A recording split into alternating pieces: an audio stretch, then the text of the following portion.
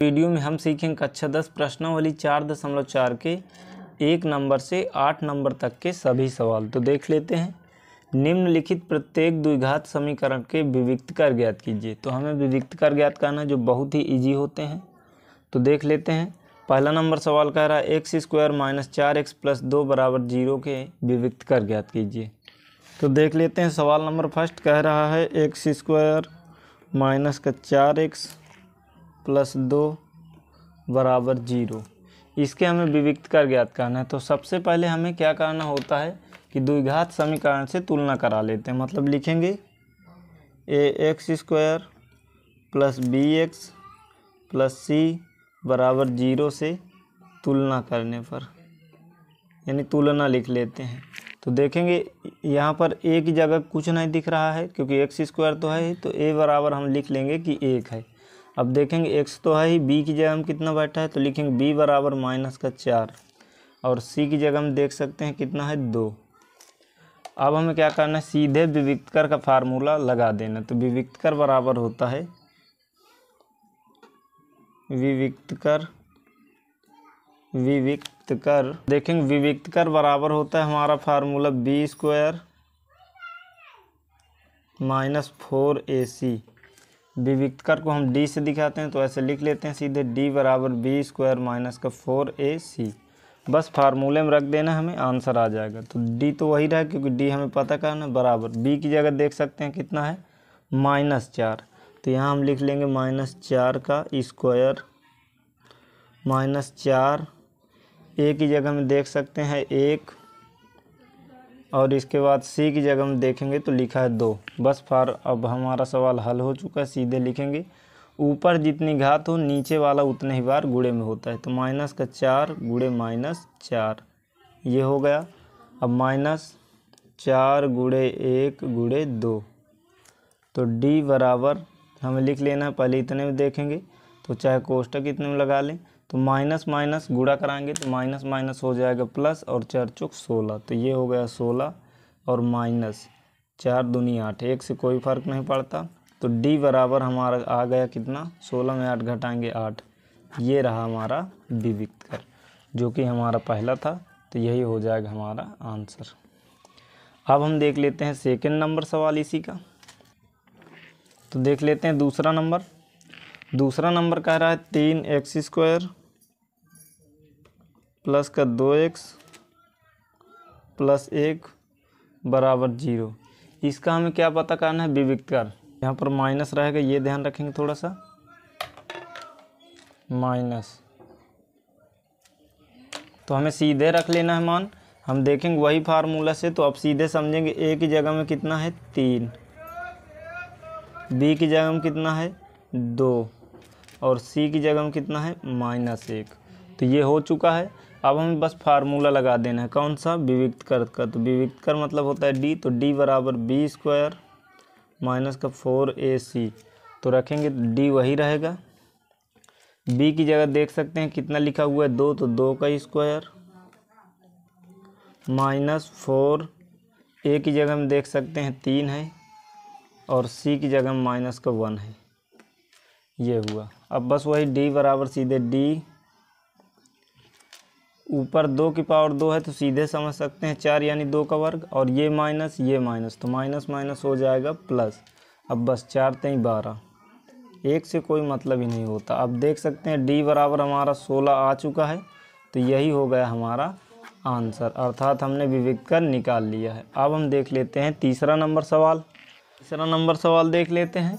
तीसरा कह रहा है x² - 4x और प्लस का a बराबर में 0। तो हल कर लेते हैं। हमको पता है a की जगह हम कितना बैठा, देखेंगे यहाँ a है तो ऐसे कैपिटल ले लेते हैं। a की जगह कुछ नहीं दिख रहा है गिनती में, तो 1 हो जाएगा। b की जगह देखेंगे तो क्या हो जाए, b की जगह देख सकते हैं a b c, तो b की जगह में है -4 और c की जगह में कितना है a। बस ये ध्यान रखना है। अब रख लेते हैं इसी से। तो फार्मूला हमारा हो जाएगा d बराबर b² - 4ac। रखा लेते हैं। तो डी बराबर में बी की जगह देखेंगे तो -4 है, तो -4 का स्क्वायर हो गया, -4। ए की जगह में देखेंगे तो 1 है और सी की जगह में ए है। हमारा आंसर आ चुका है लगभग। तो 4 का वर्ग अगर हम यानी ऊपर देख सकते हैं 4 का वर्ग अगर हम देखेंगे तो माइनस का 2 बार लिखेंगे गुणा, -4 कोष्टक लगा हो तो गुणा ही होता है बीच में, यदि कोई चिन्ह ना हो। ऊपर जितनी घात हो नीचे वाला उतने ही बार गुणे में होता है। तो ये गुणे में है, चाहे गुणे का चिन्ह लगा दे कोई फर्क नहीं पड़ता। -4 गुणे 1 गुणे ए, तो माइनस माइनस प्लस हो जाएगा, 4 चौक 16 और प्लस 4a। तो ये हो गया हमारा आंसर। ये रहा विविकर तीसरे का। तो ये हो गया हमारा आंसर। अब हम देख लेते हैं चौथा नंबर सवाल। तो देखेंगे चौथा नंबर सवाल। तो चौथा नंबर कह रहा है √3x² माइनस 2√2x माइनस का 2√3 बराबर में 0। तो ये हो चुका है। हम देख लेते हैं ए की जगह कितना बैठा है, √3। बी की जगह में कितना बैठा है, माइनस का 2√2 और सी की जगह में देख सकते हैं लिखा हुआ है माइनस का 2√3। बस हमें वही फार्मूला लगा देना विविक्त करके, यानी डी बराबर b² माइनस का 4ac। चाहे स्मॉल लेटर में कर लें चाहे कैपिटल लेटर में, इससे कोई फ़र्क नहीं पड़ता। तो ये होता है विविक्त कर का फार्मूला। अब रखा लेते हैं डी बराबर बी की जगह हम देखेंगे कितना है, माइनस का 2√2 का स्क्वायर माइनस 4। ए की जगह हम देखेंगे तो √3 गुणे सी की जगह में माइनस का 2√3। ऐसे कोष्टक में लगा लेते हैं, कोई फ़र्क नहीं पड़ता। तो रखेंगे तो लिखेंगे डी बराबर में, ये हमें पता होना चाहिए कि ऊपर जितनी घात होती है नीचे वाला उतने ही बार गुणे में। तो 2√2 गुणे में एक बार और लिखेंगे माइनस का 2√2। इतना हो चुका है। यहाँ पर हम कर सकते हैं तो माइनस माइनस लिख लेंगे हम, प्लस हो जाएगा। गिनती करा लेते हैं, 4 दूनी 8 और रूट का रूट से, तो रूट ये है तो रूट ही रहेगा और 3 त्रिक 9 हो जाएगा। तो डी बराबर में हो जाएगा माइनस माइनस ये हमारा प्लस हो जाएगा, कोई दिक्कत नहीं, प्लस लिखें या ना लिखें। 2 दूनी 4 गिनती से हो गया और रूट का रूट से, तो √2 गुणे 2 यानी √4 हो जाएगा, प्लस √8 √9। तो डी बराबर हमारा आंसर हो जाएगा 4। तो ये रहेगा ही और साथ में दियो मतलब गुणे में। तो ये 4 कितने का वर्गमूल है, हम अच्छे से कक्षा 8 में पढ़ चुके हैं, ये 2 का है। तो यहाँ पर हम 2 निकाल लेंगे, प्लस ये 8 और ये √3 का जो √9 है ये 3 का वर्गमूल होता है, तो 3 रख लिया। अब डी बराबर हमारा जो आंसर होगा 4 दूनी 8 हो जाएगा, प्लस में 8 त्रिक 24। तो डी बराबर में हो जाएगा 32। तो 32 हमारा क्या हो जाएगा, विविक्त कर, जो है यही रहेगा हमारा आंसर। अब हम देख लेते हैं पाँचवा नंबर सवाल। देखेंगे तो पाँचवा नंबर कह रहा है x² + x + 1 बराबर 0। तो यही लिख लेते हैं। तो a की जगह हम देखेंगे तो a बराबर 1 है, b बराबर 1 है और c बराबर 1 है। तीनों के बराबर 1 है, बस फार्मूला हमें लगा देना है विविक्त कर का। तो वही लिखेंगे d बराबर b² माइनस का 4ac। तो रखेंगे d बराबर b की जगह देख सकते हैं 1 है तो 1 का वर्ग हो जाएगा, -4 a की जगह में 1 रहेगा और c की जगह में 1 रहेगा। तो d बराबर 1 का वर्ग 1 ही होता है, -4 × 9 4। तो d बराबर यहाँ घटेगा तो 3 आ जाएगा और चिन्ह बड़ी संख्या का, बड़ा माइनस था। ये रहा हमारा आंसर। अब हम देख लेते हैं छठवां नंबर सवाल। देखेंगे छठवां नंबर सवाल। तो छठवां कह रहा है x² प्लस का px प्लस का 2q बराबर में 0। तो बिल्कुल वैसे ही रख लेना है। देख सकते हैं a की जगह में कितना हो जाएगा, कुछ नहीं दिख रहा है गिनती का, तो 1 बी की जगह कितना हो जाएगा पी, और सी की जगह हो जाएगा 2q।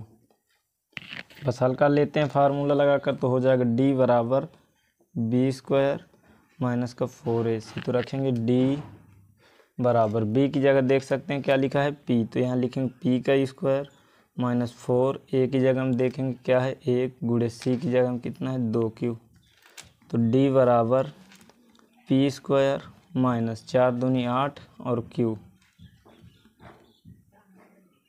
तो ये रहा हमारा आंसर, यानी p² माइनस 8q। अब हम देख लेते हैं 7वां नंबर सवाल। तो देख लेते हैं 7वां नंबर सवाल कह रहा है x² माइनस x प्लस 1 बराबर में 0। तो हल कर लेते हैं, देखेंगे x की जगह एक a बराबर 1 है, b बराबर माइनस का 1 है और c बराबर 1 है। इसे a कहते, इसे b और इसे c। तो हल कर लेते हैं, वही फिर फार्मूला लगा देते हैं, d बराबर b² माइनस 4ac। तो रखेंगे d बराबर, b की जगह देखेंगे -1 है तो -1 का स्क्वायर माइनस 4, a की जगह में देख सकते हैं 1 है और c की जगह में 1 है। तो d बराबर 1 का 2 बार गुणा होगा, माइनस माइनस प्लस हो जाएगा, 1 ही आएगा और माइनस का 4। तो देख सकते हैं d बराबर में आ जाएगा माइनस का 3। ये रहा हमारा आंसर। अब हम देख लेते हैं 8वां नंबर सवाल। 8वां नंबर देखेंगे, कह रहा है x² माइनस का 2x और प्लस का k बराबर में 0। तो रख लेते हैं, a की जगह दिख रहा है हमारा 1, b की जगह में कुछ नहीं दिख रहा -2 और c की जगह में दिख रहा है k। सीधे फार्मूला रखेंगे, d बराबर b² माइनस का 4ac। तो d b की जगह हम देख सकते हैं -2, तो -2 का स्क्वायर हो जाएगा -4, a की जगह में कुछ नहीं 1 है और गुणे c की जगह में k। तो d बराबर में माइनस